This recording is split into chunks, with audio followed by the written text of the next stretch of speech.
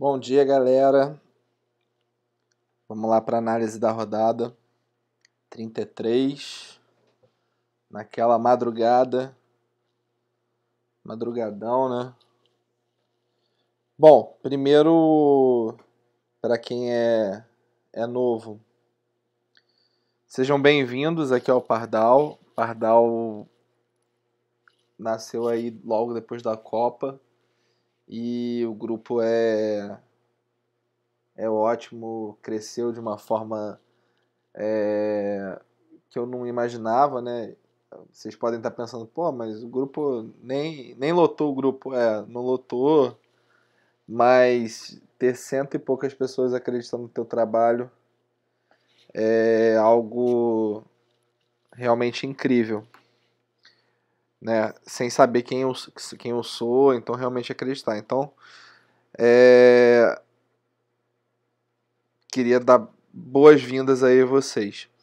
Bom, o vídeo, toda rodada aí, para quem é novo, a gente faz um vídeo e manda os áudios aí das escolhas que a gente fez. O vídeo geralmente aí bate 1 hora e 10, mas é muito importante que vocês escutem os áudios, ou até mesmo que vejam os vídeos, né, para entender qual que é a lógica da análise e o porquê de cada nome. Então, começando o vídeo aqui, para quem é novo, a gente sempre tem aqui uma página, né, por posição, abrindo laterais em direito e esquerdo e abrindo meias em volante e meias ofensivos, tá? Como que funciona a análise? Primeiro, nesse quadradinho aqui à esquerda, estão as pontuações cedidas, né? Então, por exemplo, aqui a pontuação cedida para goleiro. Eu trago aqui o segundo turno, os últimos 3 jogos e os últimos 5 jogos. Então, por exemplo, o Paraná no segundo turno, em média, cedeu 6 pontos para o goleiro. Nos últimos 3 jogos, essa média caiu para 3,6. E nos últimos 5, ela fica ali na casa de 4,9. Então é mais ou menos isso. E aqui do lado eu trago os principais scouts da posição. Então, goleiro, nesse caso, eu trago defesas difíceis e saldo de gol na visão de defesas difíceis conquistadas pelo mandante versus defesas difíceis cedidas pelo visitante. Defesas difíceis cedidas pelo mandante versus defesas difíceis conquistadas pelo visitante. E o saldo de gol segue a mesma lógica. Isso tudo aqui é visão do segundo turno. A gente não traz mais o campeonato inteiro, porque não faz muito sentido a gente olhar tanto número. Aqui tem as probabilidades de cada time vencer. Essas probabilidades elas são feitas de acordo com força de ataque e força de defesa. Em alguns casos isso muda, porque alguns times jogaram com times reservas, então muda um pouquinho a probabilidade, mas no geral bate certinho, tá? Bom, para a gente ir rápido, né? Vamos acelerar, ver se a gente consegue fazer com menos de 1 hora, acho difícil, mas vamos lá.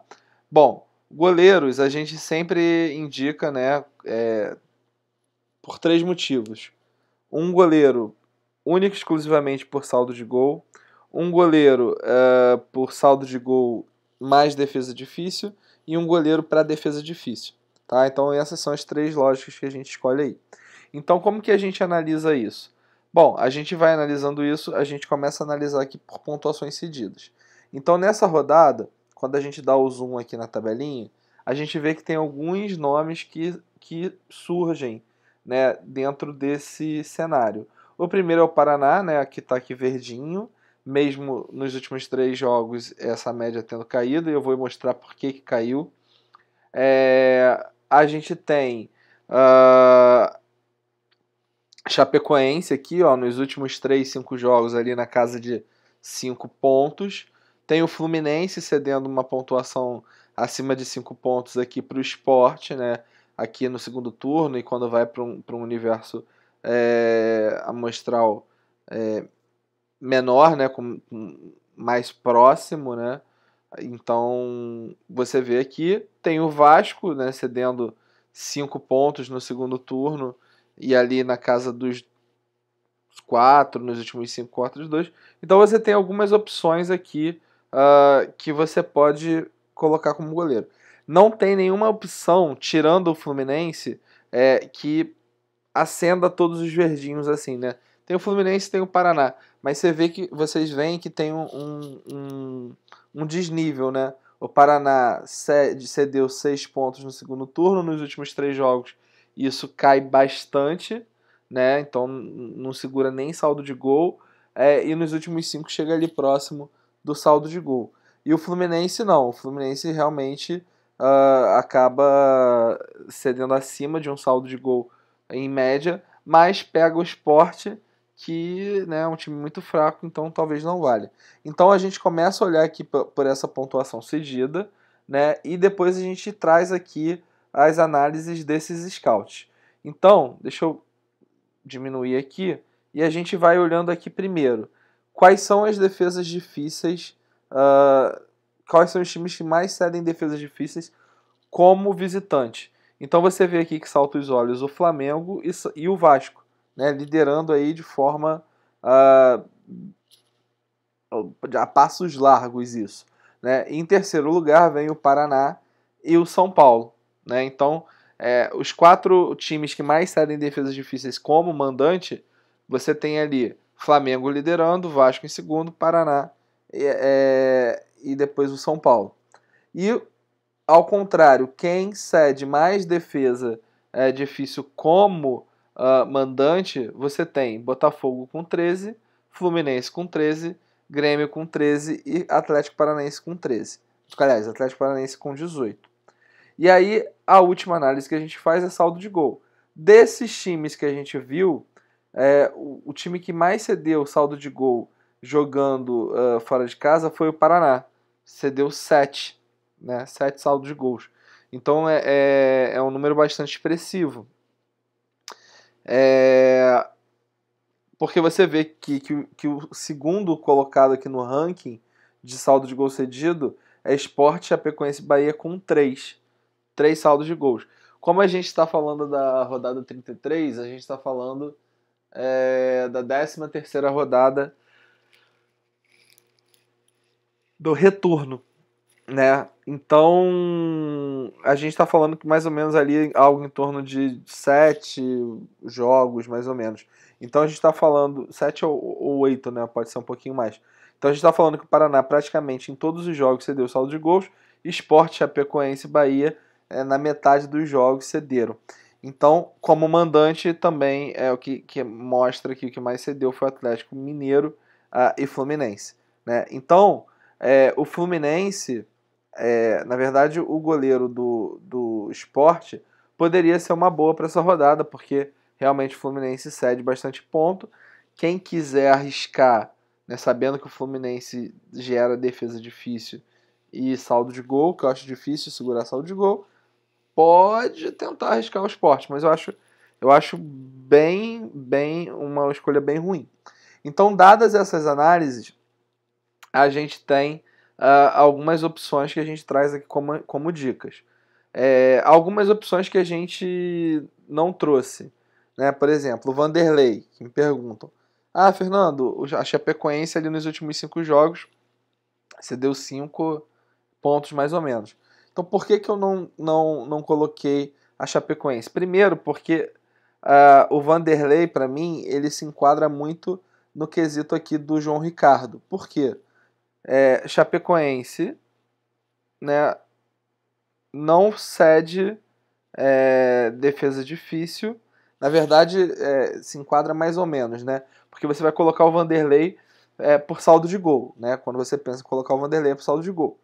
Só que, se você comparar os pontos cedidos da Chape, se você comparar os dois goleiros, né? O João Ricardo e o Vanderlei, você vê que o Paraná cede mais defesa difícil, ou seja, chuta mais pro gol do que a Chapecoense. Chapecoense 5 versus 9 do Paraná, né? E a probabilidade de você sair com saldo de gol no jogo do Paraná é maior do que a da Chapecoense. Então, por isso, a gente traz aqui o João Ricardo como opção por saldo de gol. Então, se você olhar aqui, você vai ver que os últimos goleiros sempre, né, dos últimos 5 jogos, 4 tiveram saldo de gols e geralmente tem uma ou duas defesas difíceis dependendo do time. Então você vai ver aqui, ó, contra o Bahia teve 3 defesas difíceis, contra o Fluminense não teve. Contra o Atlético Paranaense teve 2 defesas difíceis, contra o Grêmio não teve.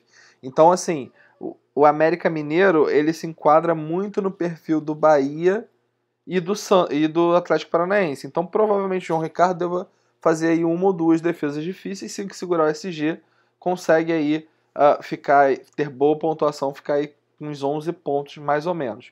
Se a gente for olhar aqui a probabilidade, aqui, para quem não entende, aqui eu trago o João Ricardo, a média dele, em casa e fora. Aqui eu trago os últimos goleiros que enfrentaram o Paraná, né, em casa, né, então a gente traz a visão desse formato.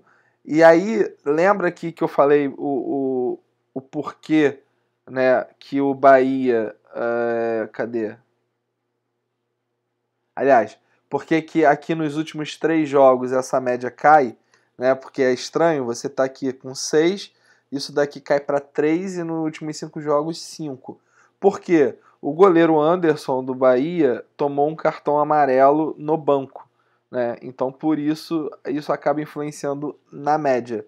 Mas se você desconsiderar isso daqui, você vai ver que nos últimos 3 jogos foram 19 pontos, vou arredondar aqui para 3, foram 16 pontos, né, cedidos para goleiro. Se você dividir por 3, dá na casa de 5 pontos alguma coisa. Então vai ficar bem próximo desses 6 pontos aqui, e os últimos 5 jogos também. Então o João Ricardo para essa rodada aí é uma escolha boa para segurar SG. Para defesa difícil, a gente está indicando o Fábio. Por que o Fábio? Porque você lembra aqui em cima que eu mostrei que o Atlético Paranaense era o time que mais cedeu defesa difícil? Por quê? Quando você olha aqui os números do Fábio, você vê 2 defesas difíceis para o Saulo, 4 defesas difíceis para o Magrão, o América Mineiro não teve, 4 defesas difíceis para o Richard e 3 defesas difíceis para o Júlio César. Isso dá em média 3 defesas difíceis por jogo quando o Atlético Paranaense joga em casa. Mas aí a gente tem que tomar cuidado. Por que a gente tem que tomar cuidado? Primeiro porque o Atlético Paranaense sempre faz gol na arena, né? Lá na Arena da Baixada. Então, foram poucos os jogos que não tiveram gol do Atlético Paranaense. Claro que o Cruzeiro é um time mais organizado, mas mesmo com essa organização tomou 3 do Ceará em casa. Então assim, o Fábio pode ir bem? Pode, tem tudo para fazer várias defesas difíceis. Né? O Fábio tem uma média fora de casa de 4 pontos, né? É um goleiro mais seguro. Pode fazer 2 a 4 defesas difíceis. Se segurar a SG, o Fábio vai mitar. É fato isso. O Fábio, se segurar a SG, vai fazer ali, tem a possibilidade de fazer até 20 pontos nessa rodada.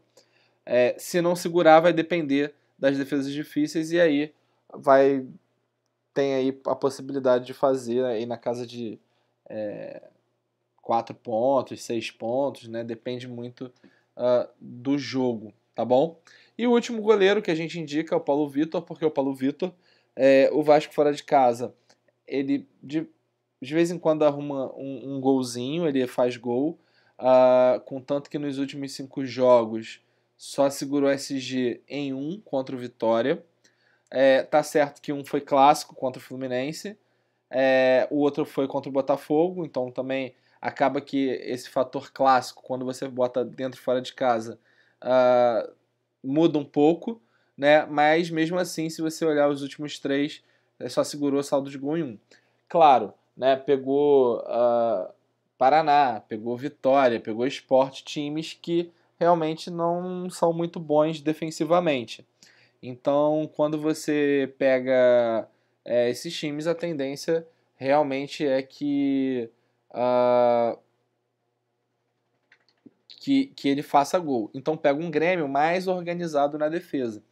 E o Vasco está sempre ali dando uma ou duas defesas difíceis, né? Você vê aqui contra o Júlio César uma defesa difícil, contra o Sport uma defesa difícil, Botafogo e Paraná duas defesas difíceis e contra o Vitória também uma defesa difícil.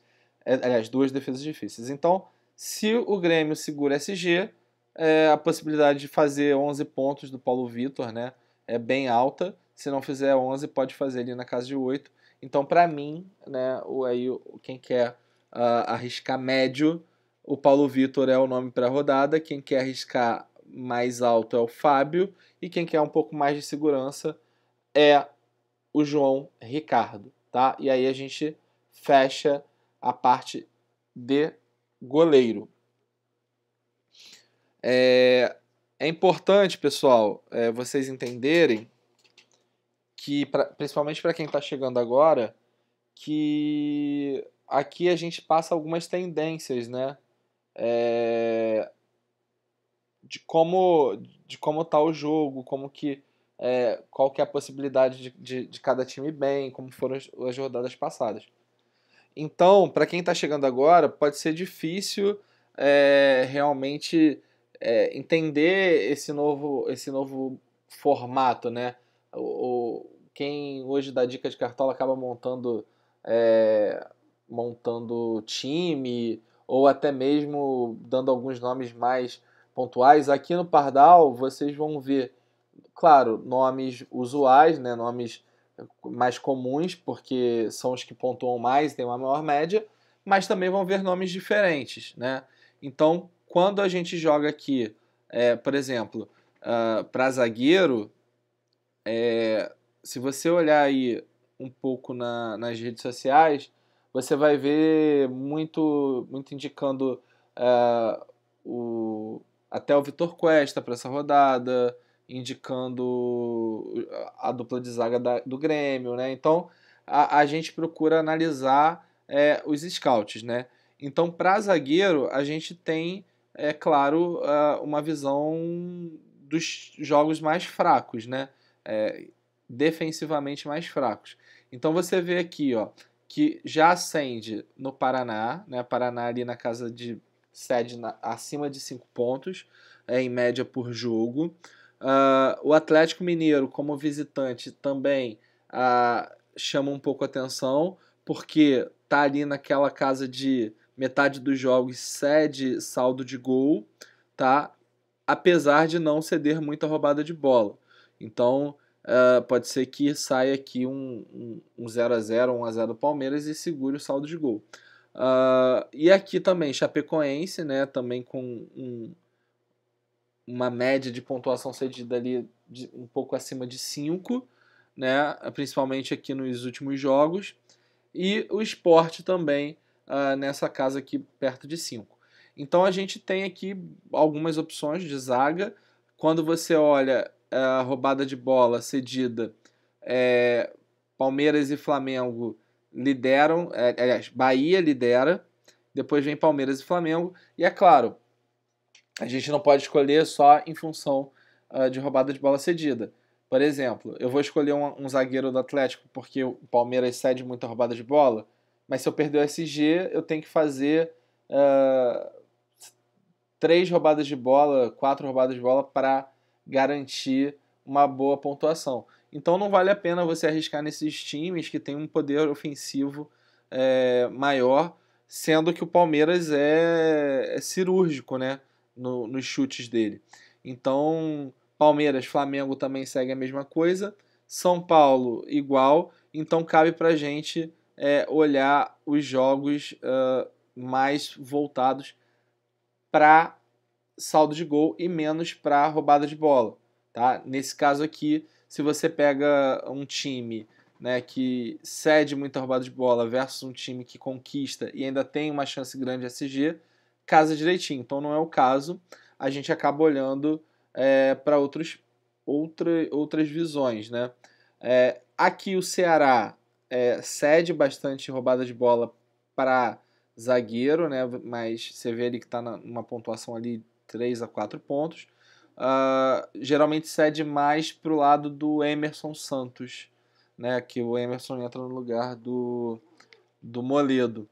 Então, quem quiser, né, tem ali a chance do Emerson Santos ir bem, mas o mais importante é a maioria dessas roubadas de bola aqui cedidas pelo Ceará foi muito em função do Quixadá, né? O Quixadá cedia bastante roubada de bola, tá machucado, não joga, então isso daí acaba diminuindo um pouco, tá?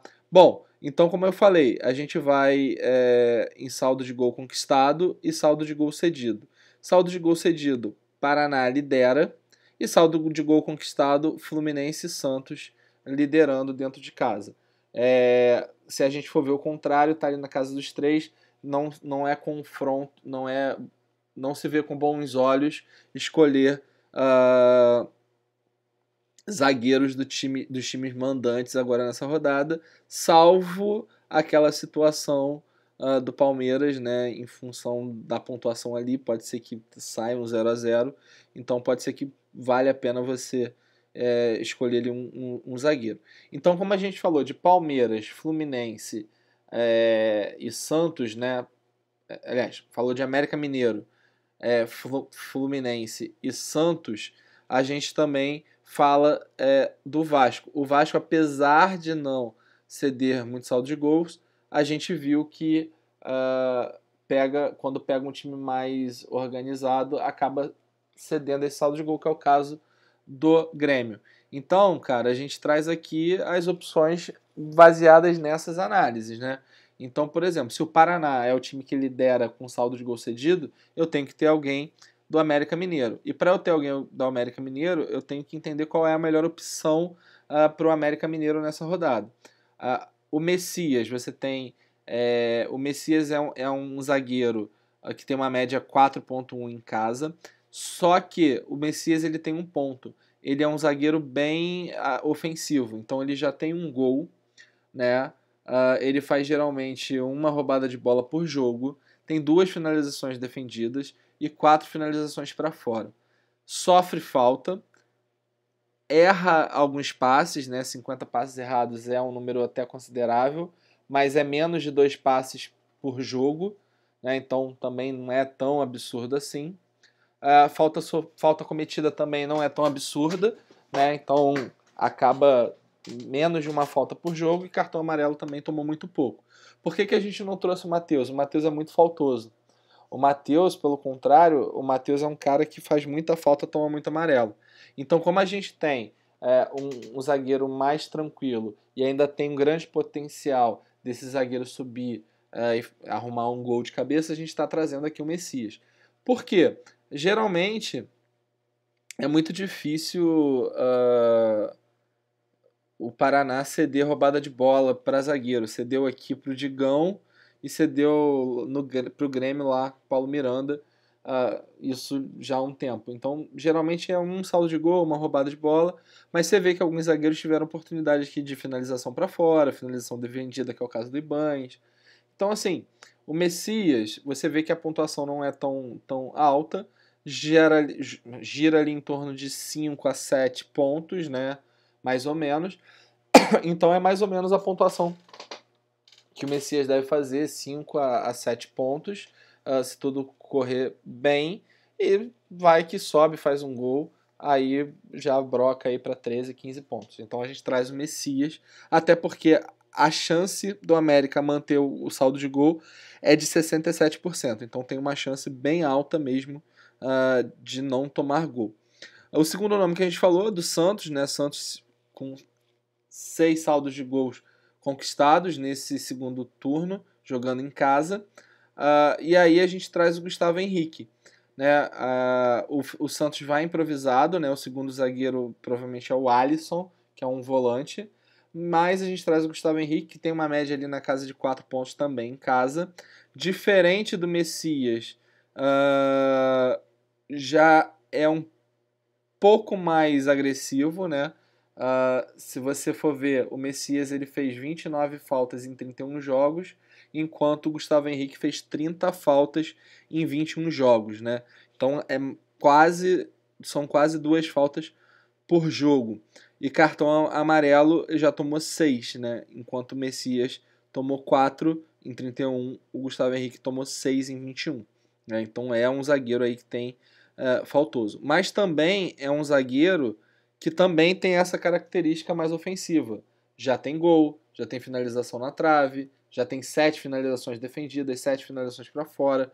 Então, quando o jogo tá bom para ele, ele acaba subindo e aí indo bem. E aí, diferente ali, né, o Paraná, aliás, desculpa, a Chape também cedendo ali na casa entre 5 e 7 pontos numa condição normal, né, de 5 a 7, podendo chegar a 8. Só que a gente enxerga que nos últimos 5 jogos dos zagueiros contra a Chapecoense, você vê que teve gol do Dedé, né, gol do Dedé, teve gol do Valdo, né? Então, em 5 jogos eu tive 2 gols de zagueiro.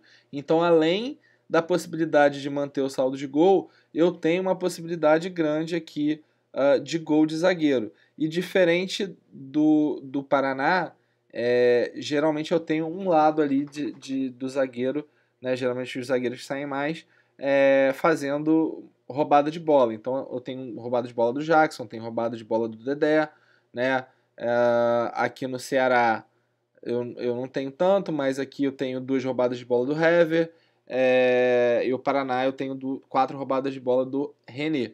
Tá? Então acaba que esses zagueiros que saem mais têm a possibilidade de fazer roubada de bola e parece que o Dolfo volta a ser titular, né? Então acaba pegando o Gustavo Henrique. Então pode ser que ele consiga algumas roubadas de bola, mas tem que ficar atento que o Dolfo é rápido, então isso vai acabar incentivando bastante falta em cima do Dolfo, tá? O terceiro e o quarto nome, vamos falar do quarto, é o Jeromel, né? Jeromel tem uma média em casa absurda, né? Quase 8 pontos. Como eu falei, o Vasco, quando pega um time mais arrumado, não costuma fazer muita coisa, né? Então a gente está trazendo aqui o Jeromel justamente para isso. Você vê que os números aqui não são propícios, né? Então o Fluminense não segurou SG, o Sport não segurou SG, Botafogo, o Rabelo acabou roubando bola e pelos scouts positivos de ataque acabou indo bem, mas só o Vitória que segurou o SG e mesmo assim não teve uma pontuação muito boa.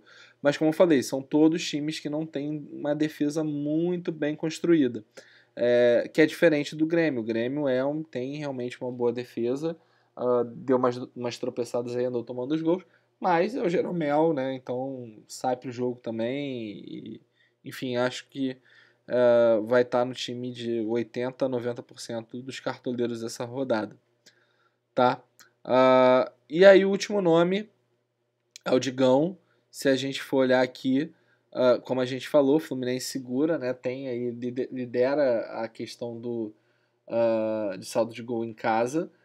Digão em casa tem uma média de 5 pontos, uma média boa. Também é um zagueiro artilheiro, né? Também fez um gol. É engraçado, o que chama a atenção, que todos os 4 zagueiros indicados, todos têm gol no campeonato, tá? Então, tem gol, tem uma roubada de bola por jogo, finalização defendida, finalização para fora, tá? Então tem aí uma boa possibilidade de bem também, acaba cometendo aí um pouco mais de uma falta por jogo, nada que chame muita atenção, mas né, acaba cometendo. E aí quando você olha aqui quem jogou contra o Sport, você vê alguns jogadores indo muito bem, né? Kahneman com 5 roubadas de bola, Paulo André, Thiago Heleno com gol, né? Indo bem. Contra o Atlético Mineiro não teve nada, contra o Corinthians não teve nada, contra o Bahia teve assistência de zagueiro com o gol do Thiago. Então, além de você ter uma grande possibilidade de saldo de gol nesse jogo, né? Apesar de que em 5 jogos o Sport acabou fazendo gol em 3, mas né, pegou ali alguns times também. Se bem que pegou o Atlético, o Corinthians, o Grêmio estava reserva, mas tem aí uma chance boa aí de saldo de gol, né? Acho que o Digão pode ir bem, inclusive com a tendência de fazer gol. Beleza? E aí a gente encerra aí a parte de zagueiro. Bom, outro ponto também que a gente tem que colocar é que eu já dou uma esmiuçada, né, nesses números, mas eu não sou o rei da verdade. Então, é importante que por mais que eu faça esse trabalho, vocês tenham na cabeça que tem outras opções. Então, essa mesma análise que eu estou fazendo, talvez vocês consigam enxergar um outro nome, ou às vezes tem até mais opção do que a gente está trazendo, que é o caso de lateral esquerdo. A gente sempre traz 2 laterais esquerdos e 2 laterais direitos. Às vezes a gente traz 3 laterais quando tem uma tendência muito boa desses laterais meias irem bem, né? Quando é Reinaldo, Pikachu, enfim, a gente acaba trazendo muito. Mas para essa rodada a gente teve que fazer um pouco diferente, porque tem pouquíssima opção de lateral direito e chove de opção para lateral esquerdo, né? Então assim, você vê, se a gente for lá na tabelinha, você vai ver Sport, né, com uma forte média, né, cedida, Chapecoense com uma forte média cedida, o próprio Bahia com uma forte média cedida, o Corinthians com uma média altíssima cedida, né? Então, o próprio Paraná, né, no segundo turno cedendo ali na casa de quase 7 pontos. Então você vê realmente que tem muita opção de lateral esquerdo. Quando você olha ali o Bahia cedendo 21 roubadas de bola para a lateral esquerda, você entende o motivo de ser tão alto isso daqui, mas não dá para colocar o Vitória, até porque a gente não sabe como que vai, mas quem quiser arriscar no Benítez, pode ser que vá. E aqui, por outro lado, a gente tem o Vitória também cedendo uma boa pontuação para a lateral, e a gente vê que é em função da roubada de bola cedida, né? São 20 roubadas de bola cedida, mas o Bahia não conquistou tanto, né? Então, o lateral do Bahia acaba não correspondendo muito, tá? Então aí a gente traz as opções, né, atrelando muito parecido com o zagueiro, mas aí olhando um pouco mais para a roubada de bola, a gente traz opções que a gente tem. Então, tirando o Bahia aqui que lidera, a gente tem Chapecoense, Vasco, Flamengo e Paraná com um bom número de roubada de bola cedida, né? Uma ou duas por rodada, e mais os saldos de gols. E aqui a gente vê, ó, uma coisa bem legal. Corinthians cedeu 21 roubadas de bola, São Paulo conquistou 21 roubadas de bola. Então a mesma proporção média que o Corinthians cede de roubada de bola, o São Paulo tem de conquistar essa roubada de bola, de roubar a bola. Então é interessante esse dado aqui. Bom, trazendo as informações, a gente traz aqui o Carlinhos como opção. Carlinhos em casa, uma média de 6,4, é uma média muito boa para um lateral de um time que está lá embaixo, né, que está lá lutando para não cair. A média fora dele também não é das piores, 3,3, mesma coisa, um time que está acostumado a não manter muito saldo de gol. Né? Você vê, de 21 jogos que ele fez, ele só segurou saldo de gols em 6. E mesmo assim ele tem uma média muito ali, ó, 4,9, uma média próxima ao saldo de gol. Mas por que o Carlinhos é assim? O Carlinhos é um lateral super, super agressivo. Agressivo que eu falo de ataque. Tem 2 gols, tem 2 assistências, finalização na trave, finalização defendida pra caramba, 7 finalizações fora, e ainda assim rouba muita bola. Então é legal você ver isso. Só que tem um porém. Carlinhos erra muita bola, erra mais de 2 passes por jogo. Né? Então, 2 ou quase 3 passes por jogo. Né? Então você já conta ali que vai perder uma boa pontuação com questão de passe errado. Né? Enfim, e falta cometida ele acaba também exagerando às vezes, fazendo aí 2 faltas. Então a gente já tem que contar com 2 faltas que ele vai fazer e 3 passes errados. Né? Então, na teoria, é assim. mas se vai que faz um gol, faz uma assistência, finalização, roubada de bola, acaba por equilibrar. E quando a gente olha que os times que enfrentaram o Paraná, você vê que tem sempre ali, ó, uma roubada de bola no Léo, 2 roubadas de bola no Ayrton, não teve roubada de bola no Renan Lodge, não teve roubada de bola no Capixaba e nem no Marcelo Oliveira. Marcelo Oliveira nesse daqui foi de zagueiro, né? Então por isso que pontuou mal. Só que você vê o seguinte, você tem um saldo de gol e uma roubada de bola, né? Então ali na casa de 6,5, chegando ali a 8, com 2, né, roubadas de bola. Mas você vê que o Lodge deu assistência e foi muito bem com finalização. E o Capixaba também foi bem fazendo gol, né, com finalização. O Carlinhos, ele me lembra um pouco o formato, né, o modo de jogar do Capixaba. Então eu acho que para esse jogo que o América precisa ir para cima, vai acabar usando bastante o Carlinhos. Então acho que o Carlinhos pode ir muito bem. O segundo nome aqui que a gente indica é o Ayrton Lucas, né? As médias dele também são bem altas, né? A gente está falando de 7 pontos de média em casa. E aí a gente vai muito pelo mesmo motivo. O Ayrton Lucas, ele sobe muito, né? Ele é um lateral que apoia bastante. Mas mesmo apoiando, não teve... não teve uma assistência, né? Aqui, engraçado. Vou até dar uma olhada nesse número para ver se está certo. Que me chama a atenção ele não ter assistência. Mas rouba muita bola, chuta muito, 8 finalizações defendidas, 11 finalizações para fora. Sofre muita falta, né? 52 faltas. E também erra muito passe, né? A gente tem que tomar cuidado com essa questão. Então você vê que os laterais esquerdos que jogaram contra o Sport foram muito bem, né? Você vê aqui Capixaba com 7, o Oliveira que também foi zagueiro. Você vê o Lodge com 7 pontos, você vê o Fábio Santos com 9 pontos, você vê o Danilo Avelar com 5 e vê o Paulinho com 8. E aí o que é interessante é que você vê em 5 jogos 3 gols de lateral.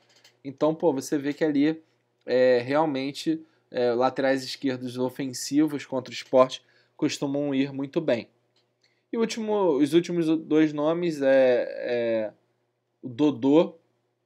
Dodô não tem muito o que falar, a média dele é quase 6, né, dentro e fora de casa. É um cara bem equilibrado, não equilibrado, mas esqueci a palavra agora, mas é um cara seguro, né, você vê que as médias dele, ele está sempre ali fazendo boas pontuações, ou pontuações muito elásticas, que influenciam na média.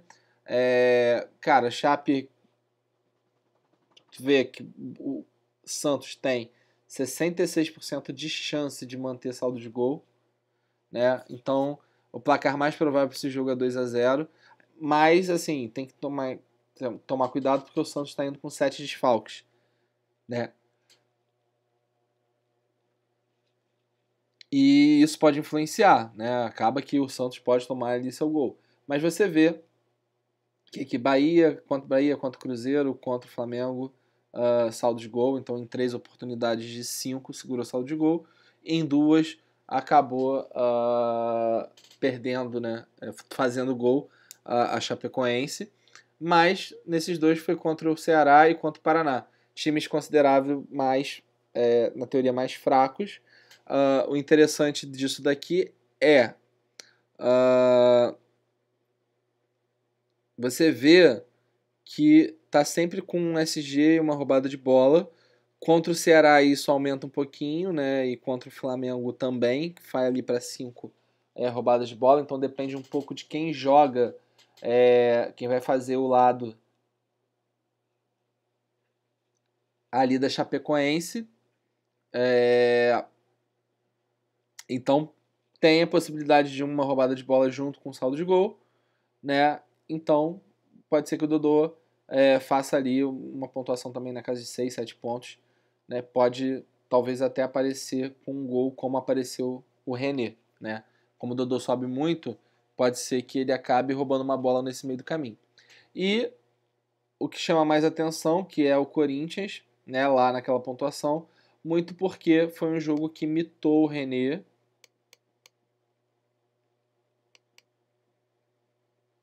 Vocês veem aqui que o René fez 21 pontos e muita roubada de bola. 2 roubadas de bola, 5 roubadas de bola, 3 roubadas de bola, 4 roubadas de bola e 2 roubadas de bola. E geralmente isso daqui se dá quando você joga na direita o Fagner e o Pedrinho, que é o que eles vão enfrentar agora, né? Que o São Paulo vai enfrentar. Vem Fagner e Pedrinho. E você vê que em 5 jogos o Corinthians tomou gol de lateral em 2. Eu não sei se esse gol aqui do Fábio Santos foi pênalti, né? Então,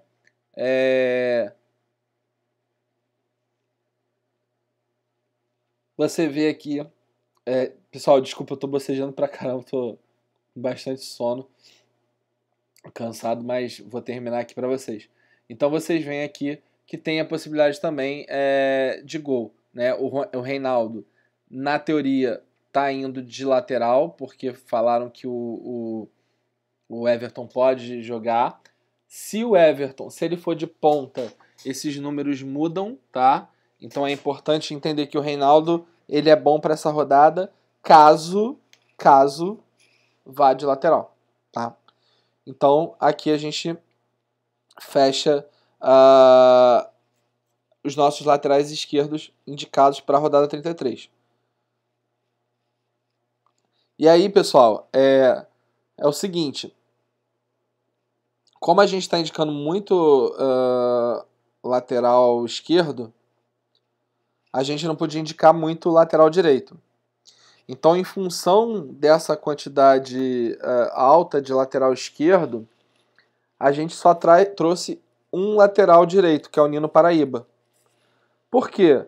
Os laterais contra o Vitória costumam fazer ali uma pontuação acima de 3 pontos, mesmo sem saldo de gol. E tem muita roubada de bola. Você vê roubada de bola do Bruno Pérez, do Fagner, né?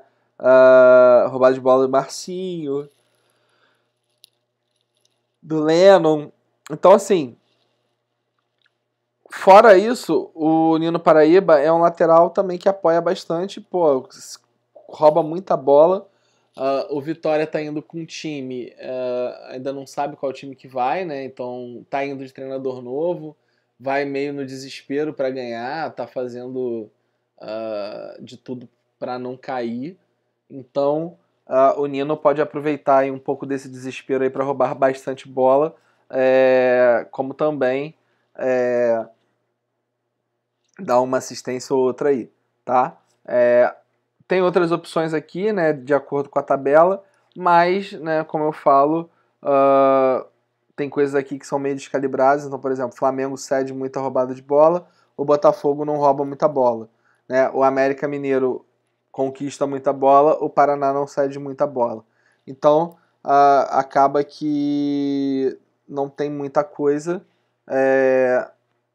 nesse momento aqui para indicar de lateral direito, tá bom? Então vai só o Nino Paraíba mesmo.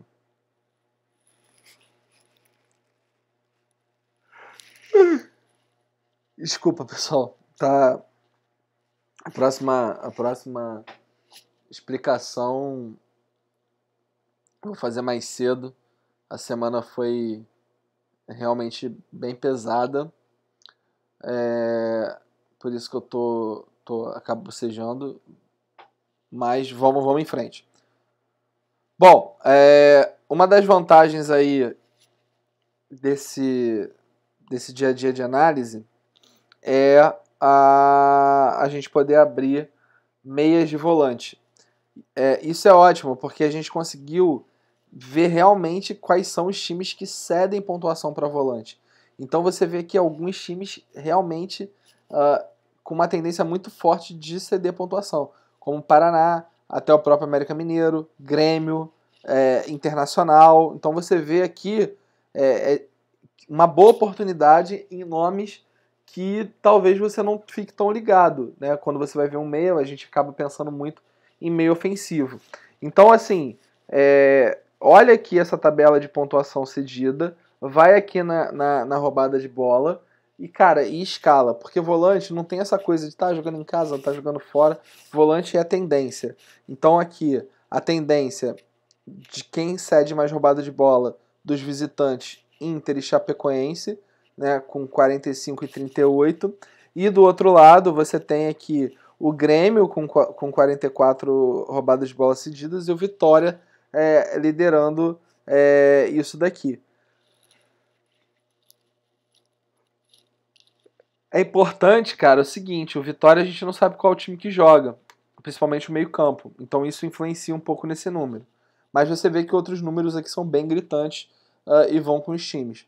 Então, juntando isso, a gente pegou aqui Paraná cedendo 33 roubadas de bola, a gente traz o Juninho. Né? Juninho tem 63 roubadas de bola no campeonato.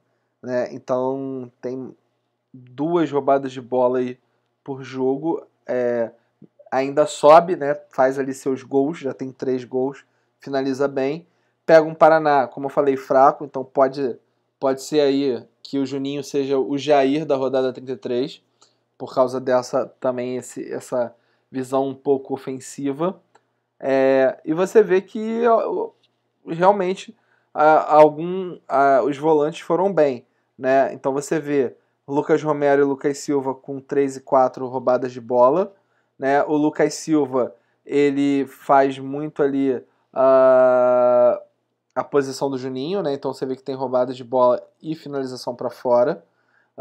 Contra o Bahia, você vê o Gregory, que é a da posição do Juninho mais ou menos, com 3 roubadas de bola e uma finalização fora.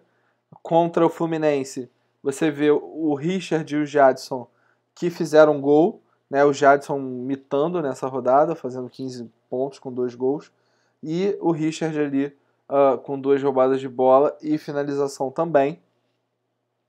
E aí você vê Bruno Guimarães e o Wellington com 3 roubadas, e ali contra o Grêmio foi um pouquinho menor. Então o Juninho tem tudo aí para ir bem na rodada, assim como o Andrei, né? Você vê o Andrei pega o Grêmio, o Andrei tem uma média fora de 5 pontos, em casa chega a 7, rouba também um número de bolas considerável, não faz tanta falta assim, né?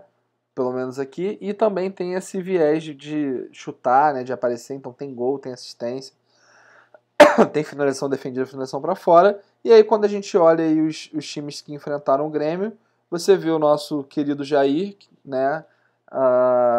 Com 22 pontos, 2 gols, 7 roubadas de bola. Você vê o Newton, né? Com uma assistência, uma finalização defendida.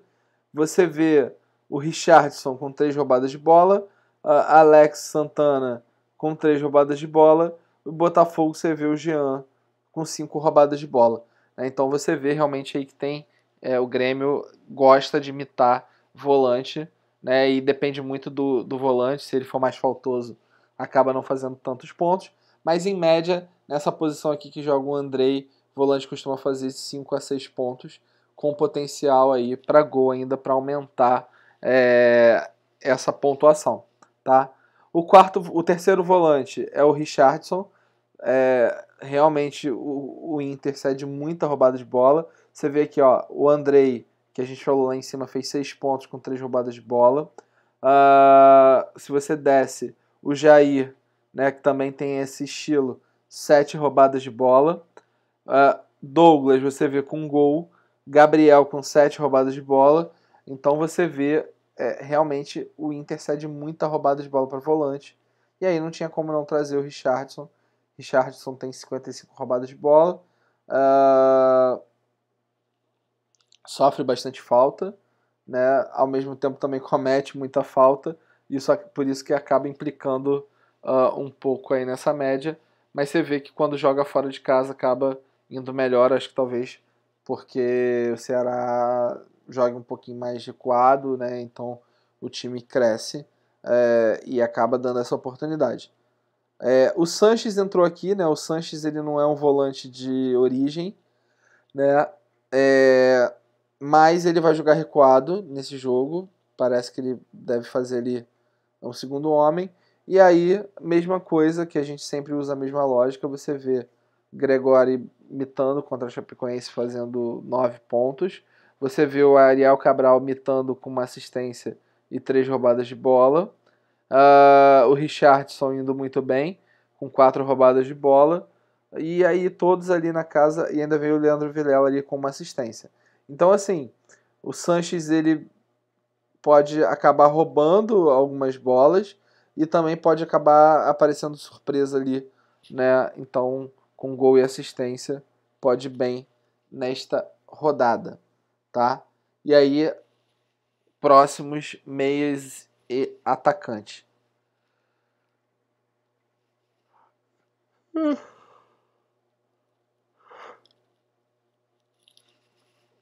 Desculpa de novo aí, pessoal, tá difícil, realmente não é por mal, não são por mais mal os bocejos. Bom, meio campo. Meio campo a gente acabou trocando, né? O primeiro material veio o Rui, a gente tinha indicado o Rui. Por quê?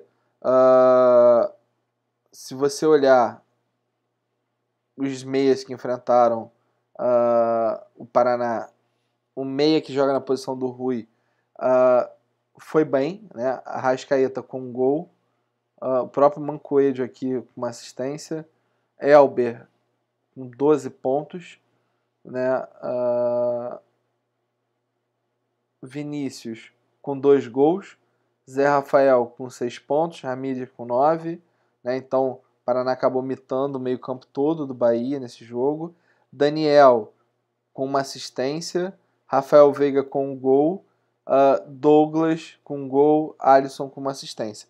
Então, quem realmente joga no meio ali contra o Paraná geralmente costuma ir muito bem. E aí fica uma dica que, já que a gente não colocou o Rui porque ele saiu machucado, né? Tá rolando um papo aí que talvez o Giovani jogue. E aí o Giovani joga mais avançado, tem o saldo de gol, e aí pode ser uma boaça para essa rodada. Vendo aqui, a gente vê que o Paraná realmente é o time que mais cede pontuação para meia, né? Assim, bem alta nos últimos jogos, então nos últimos 5 eram 8, nos últimos 3 aumentou ainda mais para 10. Então é um time que salta bastante os olhos. O Grêmio acaba saltando um pouco os olhos aqui em função de pontuação cedida. Chapecoense a mesma coisa. Só que aí, como a gente está falando aí de 2 ou 3 meias, acaba que essa pontuação é um pouco diferente. Então, quando você tem uma pontuação dessa, de 6,8 a 10 para meia, é porque geralmente todos os meias que jogam contra esse time costumam ir bem. Para você ir muito assim. Porque geralmente você tem 2 ou 3 meias, você vai bem, o outro não vai tão bem. Então, se o cara for bem e fizer 8 pontos e o outro fizer 2 pontos, isso já vai ali para uns 5 pontos de média do meio campo. Se o outro negativar, isso cai para 4, então depende muito. Então, quando você pega ali de 3 a 4 pontos, é porque um meia vai muito bem contra esse time e o outro nem tanto. Quando você pega 8 ou 10 pontos, quer dizer que você que esse time ele tem o potencial de pontuar praticamente o meio campo inteiro do outro time. E aí você acaba vendo por quê, né? Quando a gente vai aqui no scout, a gente vê. Paraná lidera, né, de scout, de assistência cedida junto com o Sport. Né? Então são 4 contra 4. E do outro lado tem o Grêmio aqui com assistência cedida, mas em função também de estar jogando com o time reserva, tomou alguns piais. E quando a gente vai para gol, a gente vê aqui, ó, Chapecoense e Paraná com os times que mais tomaram gols de meia, depois Bahia, Sport, Cruzeiro, né? E tu vê desse lado aqui o América Mineiro cedendo assim bastante também para meia, tá? Então a gente trouxe alguns nomes. A gente trocou o Rui pelo Ramírez. Por que a gente trocou o Rui pelo Ramírez? Em alguns jogos do Vitória, esse meia mais centralizado, que é o Ramírez, ele acaba jogando mais no meio e acaba trocando um pouco com o Zé Rafael. O Zé Rafael acaba caindo um pouco para a esquerda, eles vão se revezando. Tiveram boas pontuações, né? Então você vê ali, meia central como o Jadson com gol, o Arauz como meia central ali também com uma assistência, o Sanches no meio campo também com gol, né? Então você vê que em 2 ou 3 jogos você teve um meia indo bem, né? E o Ramires joga nessa posição mais ou menos desses meias. Como a gente falou do Paraná, a gente tem que trazer alguém do América Mineiro. Como eu falei, Giovani é uma boaça se jogar. Hoje a gente tem aí a certeza do Mateuzinho. Mateuzinho, mesmo com uma média muito baixa, é um bom nome para essa rodada. A média muito baixa se dá pelo fato dele não ter jogado como titular todos os jogos, né? Então entrava no meio do jogo aí para resolver. E aí foi aquilo que eu te falei, né? Que eu falei para vocês. Realmente os meias contra o Paraná costumam ir muito bem com gols, roubadas de bola e assistência. Tá? Então o Mateuzinho aí é um cara que eu acho que vai muito bem nessa rodada. Como a gente viu aqui, ó, o Chapecoense que já cedeu 3 assistências e 6 gols, a gente tem que trazer alguém do meio do meio de campo do Santos. E a gente traz o Bryan Ruiz, que é um meia meio ofensivo de origem, apesar de não ter uma média muito boa, a gente traz ele aqui muito em função do cenário do jogo, né? O Ruiz já tem 2 assistências e chuta para o gol, né? Tem 2 impedimentos, então é um cara participativo no ataque. Não teve tanta chance, entra a média também é porque acaba entrando na metade dos jogos e aí prejudica. E aí quando você for ver os meias que jogaram contra a Chape, você vê aqui bons números, né? Elber, Zé Rafael com boas pontuações, Ramires com uma pontuação média, Arrascaeta com uma excelente pontuação, Thiago Neves com uma excelente pontuação, Diego com uma excelente pontuação e o Everton Ribeiro até com uma pontuação média. Então realmente aí o meio-campo faz a diferença.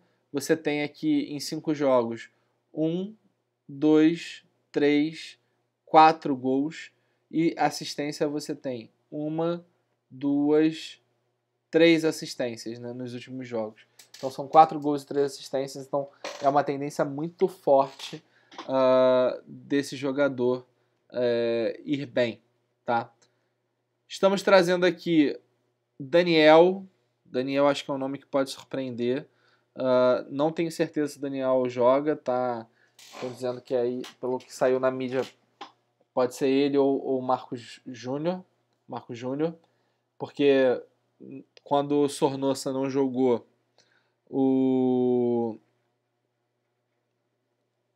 acabou entrando o Marcos Júnior, mas se você for comparar, o único que supriria o Sornosa em estilo de jogo é o Daniel. Daniel é um moleque novo, 20 e poucos anos, 22 se eu não me engano. Mesmo assim, entrando em pouquíssimos jogos, entrou num jogo, já deu assistência, roubou bola, então é um moleque que parte para cima, tem atitude. Claro, é novo, né? Pode sentir o jogo, também não sei se joga, mas aí quando você compara contra o Sport, você vê que tem vários meias aqui que mitaram, né? Veiga fez 9 pontos com uma assistência, Casares com 1 gol e 2 assistências fez 17 pontos, Jadson fez 1 gol, Zé Rafael com 3 roubadas de bola fez ali na casa de 4 pontos.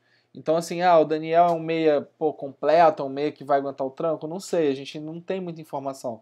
Mas quem quer arriscar, ou quem tá sem cartoleta, né? Cara, ele custa 2 cartoletas, né? Então acho que é uma boa opção aí para essa rodada. Como os 2 últimos nomes, a gente não poderia deixar de trazer o Veiga, né? Veiga em casa. Calma aí que caiu. O Veiga em casa tem uma média muito boa de 6 pontos, completamente diferente da média fora. Fora de casa ele não costuma fazer nada. Tem 5 gols e 5 assistências em 25 jogos. A maioria dentro de casa, então na metade dos jogos ele costuma performar muito bem. E aí você vê que realmente contra o Atlético Paranaense, contra o Cruzeiro. Por mais que você não faça gol, você também tem uma possibilidade aqui de roubada de bola, né? Então você vê que o Rui, que faz esse jogador central, roubou 6 bolas, né? Bastante coisa. Mas você vê também a possibilidade de gol, né? Você vê gol do Lucas Lima, como aquele meia central, e Johan, que joga mais aberto, mas acaba voltando também para fazer esse papel, e o Luiz Fernando do Botafogo aqui com gol. Então, times que enfrentaram o Cruzeiro geralmente cederam gol, assistência para o meio campo. Claro, o Cruzeiro jogava bastante com time misto, né? Ou até mesmo reserva. E o último é o Paquetá. Por que o Paquetá? Porque se você olhar os scouts passados, você vai ver que jogadores no perfil do Paquetá foram bem em função de finalizações e roubadas de bola, que é o caso do Pedrinho. O Ramires, né, que é aquela coisa mais avançada, né, que é o cara que está meio que guiando o meio campo com uma assistência. Então, né, parece um pouco com o Paquetá o posicionamento, né, da mesma forma que o Pedrinho aqui também tem esse mesmo perfil do Paquetá. Contra o São Paulo. Desculpa, contra o São Paulo, o Diego Souza fez gol, mas aí foi de atacante, então a gente desconsidera esse número. E contra o América Mineiro também ali, um perfil muito parecido ali do Paquetá, que é o Mateuzinho, com 2 roubadas de bola e 2 finalizações para fora, tá? O que eu acho dos meias? Eu acho que a gente tem boas opções com volante e algumas boas opções como meia. Então eu considero como boas opções o Brian Ruiz e o Mateuzinho, ficando de olho no Giovani. Então se o Giovani entrar, acho que fica até melhor do que o próprio Mateuzinho. O Daniel eu acho que pode ir muito bem, tá? Então acho que é a hora de mesclar um pouco meia com volante. Os volantes têm ido bem nas indicações. Geralmente a gente está acertando de 50% a 75%. Quando eu falo acertar, é fazer ali na casa dos 5 pontos e meio, no mínimo, tá? Então, vale a pena. Bom, vamos falar de atacante, né? Pra gente fechar de vez a análise.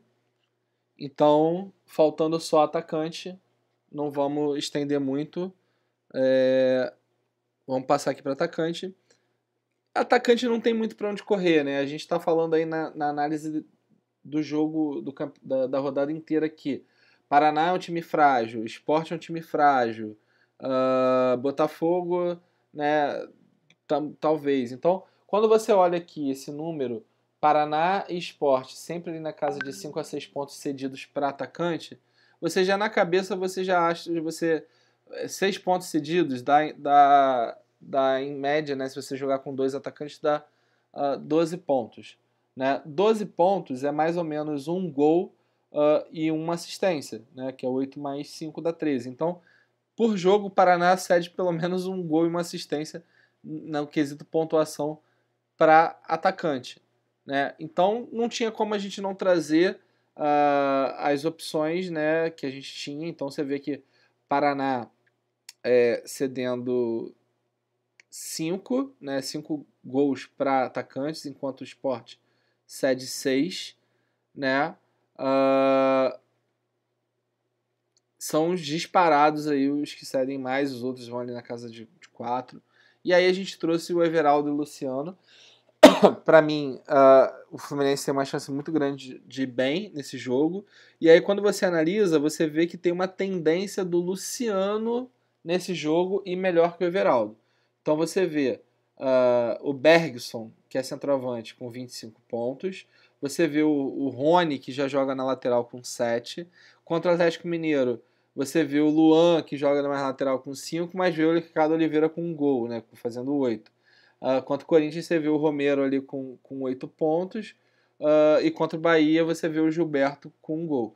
Então você tem uma tendência maior de gols de centroavante, mas também com participação de jogadores de lado, atacantes de lado. E aí que eu sempre falo, cara, quer acertar no ataque, dobra. Porque geralmente você bota 3 atacantes achando que todos vão mitar, geralmente só um vai bem. né? Então, quer ir bem, pega aí os times que têm mais possibilidades de gol, de facilidade, né? E, cara, e dobra aí, senta o dedo. Ah, eu acho que o Grêmio vai atropelar o Vasco. Bota o Everton e bota o Jael. Ah, eu acho que o Santos vai atropelar a Chapecoense. Bota o Derlis Gonzalez e bota o Sacha. Porque assim, claro, né? Ah, Fernando, mas se eu posso botar um Sacha, posso botar um Everaldo e posso botar um Jael. Você pode. Óbvio que você pode. Só que aí você bota o Jael, quem vai bem é o Everton, você já perde um de qualquer forma. Então, a forma que você tem de diminuir esse risco é dobrando, tá? Então, estamos trazendo aqui a indicação do Everaldo e Luciano. O Everton, a gente está trazendo não muito em função dos números contra, até porque não, apesar de ter um ou outro jogo que foi a favor, como foi do Sport, com o Matheus Gonçalves aqui, que tem um perfil parecido com o Everton, ter feito gol, você vê aqui que não tem tanta coisa. Que Chiesa fez um gol, ok, mas né, não tem tanta coisa. Mas você vê que esses jogadores de canto acabaram fazendo uma pontuação até ok, né? Dependendo, por exemplo, o Eric fez gol aqui, foi muito mal porque errou bastante, mas o Eric fez gol. Você vê boas finalizações aqui, ó, Silvinho, finalização defendida, finalização para fora, né? Então você tem aqui boas chances do Everton se enquadrar dentro disso daí. E o Everton, cara, ele faz 6, 7 pontos sem meter gol, sem dar assistência. O cara realmente é muito participativo no jogo, tá? Bom, os últimos dois a gente está trazendo. A gente não trouxe, é importante, não trouxe ninguém do Santos, mas é uma opção aí o Derlis Gonzalez, para quem quiser. Eu acho que o Derlis é um ótimo atacante, então tem grandes possibilidades aí de ir bem, entendendo que a Chape já tomou aí 4 gols nesse segundo turno, tá? Bom, como eu estava falando, a gente está trazendo aqui, se o Paraná é o time que mais cede pontuação lá, como eu falei, a gente não pode ficar sem trazer um atacante do América Mineiro. E aqui eu já peço para vocês terem cuidado, porque algumas notícias circulam dizendo que o Rafael Moura joga, outras dizem que ele não joga, que ou pode ser o Iron, pode ser o Luan. Então é bom ficar de olho nas notícias amanhã, né, durante o dia, até o horário do fechamento do mercado. E se tiver alguma dúvida, talvez não valha a pena apostar. Bom, o Rafael Moura tem 6 gols e 2 assistências, né, no campeonato. É um cara que depende muito de gol e assistência. Porque erra passe, comete muita falta, fica impedido pra caramba, toma cartão amarelo. Então é um jogo do Paraná que na teoria é fácil, tem tudo para ele ir bem, né? Porque realmente se ele não for bem contra o Paraná, meu irmão, então também não tem muito para onde correr. E aí você vê que contra o Paraná, todos os atacantes foram bem. Fred fez gol, Sobis fez gol, né? Sobis mitando quase 20 pontos. Aqui contra o Bahia, o Gilberto, mesmo sem gol, fez 4 pontos. Contra o Fluminense, Everaldo e Luciano, Everaldo com 2 assistências, Luciano com 1 gol, foram bem. Até o Marcos Júnior deu assistência nesse jogo. Cirino meteu gol, assim como o Pablo. E contra o Grêmio, não teve tanta pontuação assim. Então entra aí o Rafael Moura como opção para esse jogo. Uma outra opção aqui, né, a gente está trazendo o Uribe, porque o Botafogo toma muito gol de centroavante, então você vai ver aqui, ó, contra o Corinthians não, mas contra o Bahia você vê o Edgar Júnior fazendo gol, contra o Vasco você vê o Maxi Lopes fazendo gol, contra o São Paulo você vê o Carneiro fazendo gol. Tá? Então você tem realmente aí uma tendência do Botafogo tomar gol de centroavante. Mas, né, antes que perguntem, por que você não escalou o Vitinho, não indicou o Vitinho? Cara, o Vitinho todo mundo sabe que vai bem, é um jogador que não depende de pontuação, de gol nem de assistência, então, claro, óbvio, né, que é uma boa opção. Eu só estou trazendo aqui, como eu falo sempre, o meu papel é sempre trazer aqui qual é a tendência do jogo. Então a tendência do jogo é gol de centroavante. Ah, o Vitinho pode imitar fazer 45 gols? Claro que pode. Tá batendo falta, tá batendo escanteio. Inclusive ele pode ser o cara que vai cruzar para o Uribe no escanteio, numa falta.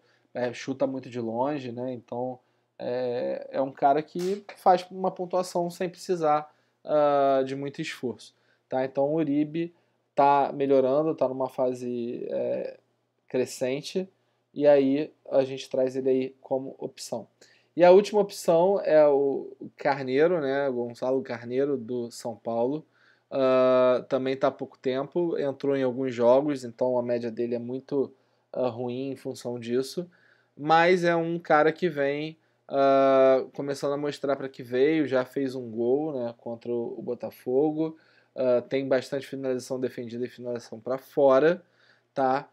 Tem uns scouts negativos altos aqui, eu considero um pouco alto em alguns pontos, mas quando a gente olha aqui contra o Corinthians, você vê que o Uribe meteu gol, você vê que o Pablo, mesmo sem gol, teve finalização na trave, finalização defendida, finalização para fora. Você vê que o Daverson, que estava como centroavante, com um gol. Então você vê em 3 jogos, nos últimos 3 jogos, um potencial muito grande de centroavante e bem. Então a gente está trazendo o Carneiro aqui, quem quiser apostar, até os próprios clubistas, quem foi São Paulino, é uma boa para essa rodada. Beleza? Então a gente acaba aí nosso vídeo. E aí fica faltando só a gente falar um pouco dos técnicos. Bom, o técnico ele tem que seguir sempre a maior tendência de pontuação, né? Então, para escolher técnico, você tem que ficar ligado qual que são os times que jogam. Então, por exemplo, o Fluminense está indo com 3 zagueiros e 2 atacantes. É um saldo de gol a mais. Isso quer dizer que é mais meio ponto na média do treinador se segurar. Se o Giovani for jogar, é também mais um lateral. E eu já vi aqui que talvez jogue o Giovani e o Aderlan, se eu não me engano, o Aderlan também é lateral. Não me falha a memória agora. Então, assim. Desculpa. Então, acho que técnico para essa rodada não tem como fugir do técnico do Fluminense, não tem como fugir do Renato Gaúcho, não tem como fugir do Cuca e não tem como fugir do treinador do América Mineiro. Então, para mim, nessa rodada, são os 4 nomes aí mais indicados para a pontuação nessa rodada. Beleza? Bom, pessoal, acabamos mais um vídeo. Acho que cada dia a gente vai se aprimorando mais, vai entendendo um pouco das necessidades e vai fazendo as coisas acontecerem, né? Então, obrigado mais uma vez aí por estarem aqui. Sem vocês isso daqui não existiria. E mais uma vez dar aí as boas-vindas a todos os nossos amigos novos aí que entraram aí na última semana. Beleza? Obrigado, pessoal. Um excelente final de semana para todos.